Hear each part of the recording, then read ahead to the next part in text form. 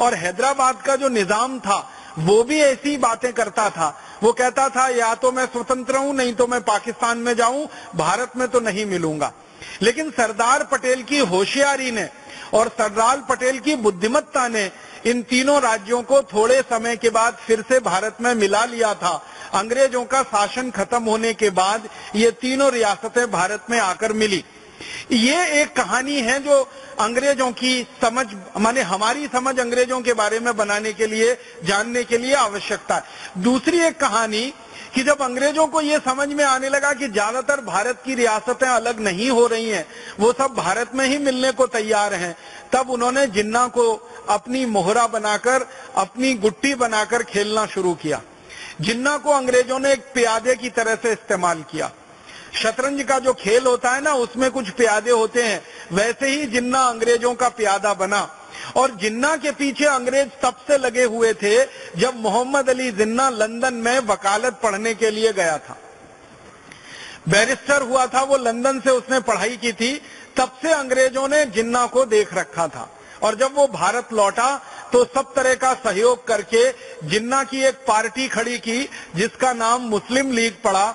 ये मुस्लिम लीग को बनाने के लिए सारा पैसा अंग्रेजों ने दिया जिन्ना को, और न सिर्फ पैसा दिया बल्कि अंग्रेजों ने अपने अखबारों में मुस्लिम लीग के बारे में चर्चा और बखान करवाना शुरू किया। अंग्रेजों के जो अखबार निकला करते थे इस भारत देश में, जिन्ना की पार्टी के बारे में खूब बड़ी बड़ी खबरें छपती थी। छोटा सा कोई कार्यक्रम जिन्ना की पार्टी करे तो अंग्रेजों के अखबार में मुख्य पृष्ठ पर उसका समाचार छपता था। और इस तरह से जिन्ना को हवा भरी अंग्रेजों ने, और धीरे धीरे तैयार किया कि तुम तो अलग देश मांगो पाकिस्तान, भारत में रहने की तुम्हें कोई जरूरत नहीं है। और इस तरह से जिन्ना ने पाकिस्तान की मांग करना शुरू किया। लेकिन भला हो भारत के मुसलमानों का, उन्होंने जिन्ना का समर्थन नहीं किया। फिर धीरे धीरे अंग्रेजों ने कुछ मुसलमानों को, बंगाल के कुछ मुसलमानों को और खासकर बिहार के कुछ मुसलमानों को जो जिन्ना के साथ थे, पैसे देकर, फंड देकर, रिश्वत देकर, लालच देकर, घूस देकर तैयार करवाना शुरू किया कि तुम भी पाकिस्तान मांगो। तो बंगाल में एक नेता निकल आया, उसका नाम था सोहरावर्दी, और वो जिन्ना के साथ मिलके एक दूसरा नेता बना जिसने कहा मुझे पाकिस्तान चाहिए, हमें पाकिस्तान चाहिए, हमें संप्रदाय के आधार पर बंटवारा चाहिए। तो इस तरह से पाकिस्तान की मांग 1937 के बाद इस देश में खड़ी की गई। अंग्रेजों की पूरी ताकत उसमें लगी, पैसा लगा, उनकी शक्ति लगी, उनकी अकल लगी, उनकी बुद्धि लगी, और इस तरह से ये बात बढ़ती चली गई। बाद में क्या हुआ, 1942 में अंग्रेजों ने दूसरे विश्व युद्ध में, जब उनकी बहुत बुरी हालत हो गई, दूसरा विश्व युद्ध 1939 से शुरू हो गया था और जर्मनी ने अंग्रेजों की कमर तोड़ दी थी। उस समय जर्मनी का जो हिटलर था उसने अंग्रेजों को इतना मारा था, इतना पीटा था कि हाल खराब हो गया था इनका। बम गिराए थे इतने पूरे इंग्लैंड पर कि लाखों लोग मर गए थे, और यूरोप के और देश जो अंग्रेजों को मदद कर रहे थे वो भी पिट गए थे। तो अंग्रेजों की 1942 तक हालत बहुत खराब हो गई। तो अंग्रेजों ने परोक्ष रूप से ये कहना शुरू कर दिया कि शायद अब भारत में वो ज्यादा दिन नहीं रह पाएंगे या भारत में ज्यादा शासन नहीं कर पाएंगे। और 1945 में जब दूसरा विश्व युद्ध खत्म हो गया और अंग्रेजों की अर्थव्यवस्था पूरी तरह से ध्वस्त हो गई, तब तो अंग्रेजों ने खुलकर कहना शुरू कर दिया कि अब भारत छोड़कर वो चले जाएंगे। और 1946 में बाकायदा उसकी घोषणा हो गई और 47 में 15 अगस्त को वो चले गए। लेकिन जब 42 से अंग्रेजों का ये मन बन गया कि उनको भारत से चले जाना है, छोड़ देना है, तो उन्होंने भारत के नेताओं से बिना बताए हुए ट्रांसफर ऑफ पावर की बात करना शुरू किया। और उन नेताओं में बहुत महत्वपूर्ण उनके लिए जिन्ना था, और जिन्ना को फिर से उन्होंने यही बात समझाना कि अलग पाकिस्तान ले लो, अलग देश ले लो, तुम प्रधानमंत्री हो जाओगे, तुम ऐसे हो जाओगे, और ये सब चलना हो गया और आगे ये बढ़ता चला गया। अंत में ये हुआ, महात्मा गांधी एक बड़े नेता थे उस समय आजादी के आंदोलन के, उन्होंने एक संकल्प ले रखा था, वो ये कि भारत का बंटवारा होगा नहीं किसी भी कीमत पर। और महात्मा गांधी ने पूरे देश में ये ऐलान कर दिया था कि भारत बटेगा नहीं, भारत एक रहेगा, अखंड रहेगा। अगर भारत का बंटवारा कोई करना चाहता है तो उसको दिन में सपने देखना बंद कर देना चाहिए, मैं होने नहीं दूंगा। और एक दिन तो इतनी कठोर बात कही उन्होंने कि भारत का बंटवारा बाद में होगा, पहले मैं मरूंगा और मेरी लाश पे भारत का बंटवारा होगा। तो गांधी जी ने ये ऐलान कर रखा था। और आपको शायद मालूम है ये बात कि भारत के करोड़ों नागरिक गांधी जी के साथ थे, तो करोड़ों लोग भी गांधी जी के संकल्प के साथ थे, हिंदू हो मुसलमान हो, सब लोग गांधी जी के साथ कहते थे कि हमें भी भारत का बंटवारा नहीं कराना है। तो माउंटबेटन नाम का एक आदमी भेजा गया इंग्लैंड से, और उसको इसलिए भेजा गया कि वो जाकर भारत का बंटवारा कराने में मदद करे। और माउंटबेटन को भारत में अंग्रेजों का आखिरी वॉयसराय माना जाता है, आखिरी गवर्नर जनरल माना जाता है। उसने आके जो गोटियां बिछाई, उसके आधार पर भारत के बंटवारे की पृष्ठभूमि तैयार हुई। उसने क्या किया, जिन्ना को और ज्यादा राजनीतिक महत्वाकांक्षा से प्रेरित करा के एकदम से पक्का खड़ा कर दिया कि हमको तो पाकिस्तान ही चाहिए। तो बातचीत शुरू हुई, और उस बातचीत में जो अंदर के दस्तावेज हैं जो मैं आज आपसे कहना चाहता हूं वो ये कि जिन्ना एक बार महात्मा गांधी से मिलने गया। महात्मा गांधी ने जिन्ना को पूछा, भाई तुमको क्या चाहिए? कि पाकिस्तान चाहिए। क्यों चाहिए? मुझे प्रधानमंत्री होने का है, अलग मुसलमानों का देश बनाने का है। तो महात्मा गांधी ने कहा कि भारत के मुसलमान तो चाहते नहीं कि अलग पाकिस्तान बने, वो तो तुम्हारे साथ है नहीं। तो जिन्ना ने कहा कि नहीं, मेरे साथ बहुत मुसलमान है। तो गांधी जी ने कहा कि देश में एक जनमत संग्रह करा लो। तो जिन्ना उस बात से पीछे हट गया। फिर गांधी जी ने बड़े प्रेम से समझाते हुए कहा कि तुमको प्रधानमंत्री ही होना है ना, तो भारत के हो जाओ, इसमें क्या बुराई है, लेकिन देश तो एक रहे, देश तो नहीं टूटे। तो जिन्ना तुरंत तैयार हो गया, और गांधी जी को लगा कि इसकी यही कमजोरी है कि ये प्रधानमंत्री होना है इसको। अब जिन्ना ने जब ये मान लिया कि मैं प्रधानमंत्री हो जाऊं, तो उसने कहा फिर भारत नहीं बंटवारा मुझे करना, फिर भारत को नहीं तोड़ना, माने प्रधानमंत्री पद चाहिए। अब जिन्ना के सामने जो व्यक्ति थे प्रधानमंत्री पद के उम्मीदवार, वो थे पंडित जवाहरलाल नेहरू। और उन्होंने एक ऐसी कड़वी बात कह दी जिसमें सारे देश की दिशा बदल गई। मैंने आपसे कहा था, बहुत ध्यान से इस बात को सुनिएगा, कि थोड़े से किसी क्षण विशेष पर हम एक मामूली सी भूल करते हैं और वो देश के लिए पूरा इतिहास बदल देती है।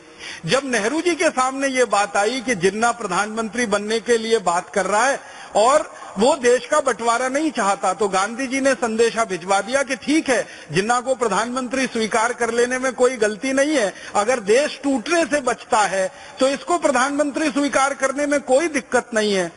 नेहरू जी ने एक बहुत कड़वा वाक्य कहा। परम पूजनीय स्वामी जी हम लोगों को बार बार ये कहते रहते हैं, और मैं इस बात को विशेष रूप से ध्यान से सुनता हूं कि भाषा का प्रमाद नहीं होना चाहिए, बोली में प्रमाद नहीं होना चाहिए, और वो प्रमाद नेहरू जी की बोली में आ गया।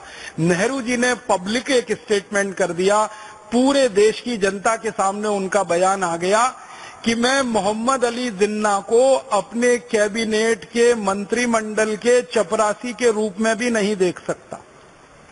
पंडित जवाहरलाल नेहरू ने यह कह दिया कि मैं मोहम्मद अली जिन्ना को अपने मंत्रिमंडल के चपरासी के रूप में भी नहीं देख सकता। माने सीधी सी बात है कि मैं उनको अपने मंत्रिमंडल का चपरासी नहीं बना सकता, प्रधानमंत्री बनाना तो बहुत दूर की बात है। और ये बात जिन्ना के दिल में तीर की तरह से चुभ गई, और जिन्ना ने फिर कहा कि अब तो मैं पाकिस्तान बना के ही रहूंगा, चाहे जो हो जाए। और यही अंग्रेज चाहते थे। अंग्रेजों ने फिर उस मौके को लपक लिया और जिन्ना को थोड़ी और हवा दी और थोड़ा भड़का दिया, और फिर उसने मारकाट शुरू करा दी। एक डायरेक्ट एक्शन प्लान शुरू हुआ था बंगाल में, और जिन्ना के मुस्लिम लीग पार्टी के जो सदस्य हुआ करते थे, उन्होंने तलवारें निकालकर हिंदुओं का कत्लेआम शुरू कर दिया था बंगाल में। और इस बयान के बाद सारी स्थिति और परिस्थिति बदल गई। महात्मा गांधी बहुत कोशिश करते रहे कि किसी तरह से बात बन जाए, लेकिन वो बात नहीं बनी, और जिन्ना उसके बाद फिर माना नहीं और गांधी जी को मिलने भी नहीं आया। फिर उसने कहा कि पंडित जवाहरलाल नेहरू कहते हैं कि मैं उनके मंत्रिमंडल का चपरासी बनने लायक नहीं हूं, तब तो सवाल ही नहीं उठता, अब तो मैं नया देश बना के ही रखूंगा और उसका प्रधानमंत्री बन के दिखाऊंगा। अच्छा, जिन्ना का जो एक डॉक्टर था जो उसका इलाज करता था, उस डॉक्टर ने कोई सूचनाएं लोगों को भिजवाई थी और कांग्रेस के कई बड़े नेताओं को ये जानकारी दी थी कि ये जिन्ना ज्यादा दिन का मेहमान नहीं है, इसको बोन टीबी हो गई है, ये 2-4-6 महीने जिंदा रहेगा, उसके बाद मर जाएगा, इसको प्रधानमंत्री अगर बनाना है तो बन लेने दो, देश तो एक रहेगा, बंटवारा नहीं होगा। लेकिन किसी ने उस डॉक्टर की बात पे ध्यान नहीं दिया और अंत में फिर वो हुआ। अंग्रेज तो तैयार बैठे थे, तो अंग्रेजों ने अपनी संसद में एक कानून पास कर दिया जिसका नाम था इंडियन इंडिपेंडेंस एक्ट। और इस कानून की परिभाषा में ये तय किया गया कि इस कानून के पास होते ही भारत के 2 हिस्से हो जाएंगे, एक भारत रहेगा, दूसरा पाकिस्तान हो जाएगा। पाकिस्तान कहां कहां हो जाएगा उसकी सीमा तय कर दी अंग्रेजों ने, और भारत कहां कहां रहेगा उसकी सीमा तय कर दी अंग्रेजों ने, और इस तरह से ये बंटवारा हो गया। और आपको इतिहास की एक सच्चाई बताना चाहता हूं जो दर्द देती है दिल में, वो ये कि पाकिस्तान मिलने के थोड़े महीने के बाद ही जिन्ना मर गया, सच में मर गया, और वो टीबी से मर गया, उसको बोन टीबी थी। तो बार बार उसके डॉक्टर की बात याद आती है कि उसका डॉक्टर ये कहा करता था कि ये 5-6 महीने का मेहमान है, इसको बन लेने दो प्रधानमंत्री, बाकी तो फिर पूरा देश हमारा ही है। लेकिन किसी ने उस डॉक्टर की बात को गंभीरता से नहीं लिया। अगर ले लिया होता तो भारत की ये ऐतिहासिक गलती हमसे नहीं हुई होती और पाकिस्तान नाम का देश अलग नहीं हुआ होता और ये भारत एक अखंड देश रहता। अब उसके बाद क्या हुआ कि जिन्ना तो मर गया, और मरने के बाद फिर पाकिस्तान का जो हाल हुआ वो आपकी आंखों के सामने है, उसमें मैं विस्तार में नहीं जाना चाहता क्योंकि पाकिस्तान के आंतरिक मामले में मैं दखल नहीं देना चाहता। लेकिन जितना मामला भारत से जुड़ा हुआ है वो ये है। अब इस मामले का अंतिम जो वो निकला सच बन के सामने कि बंटवारा हुआ भारत पाकिस्तान, तो मुसलमानों को पाकिस्तान जाना है और हिंदुओं को पाकिस्तान से भारत आना है। बहुत सारे मुसलमानों ने पाकिस्तान जाने से मना कर दिया और बहुत सारे हिंदुओं ने पाकिस्तान से भारत में आने को मना कर दिया। तो फिर मारकाट शुरू हुई और सारी दुनिया का इतिहास इस बात का गवाह है कि एक देश के 2 टुकड़े हुए तो इतने लाख लोगों की मारकाट कभी किसी देश में नहीं हुई जो भारत में हुई।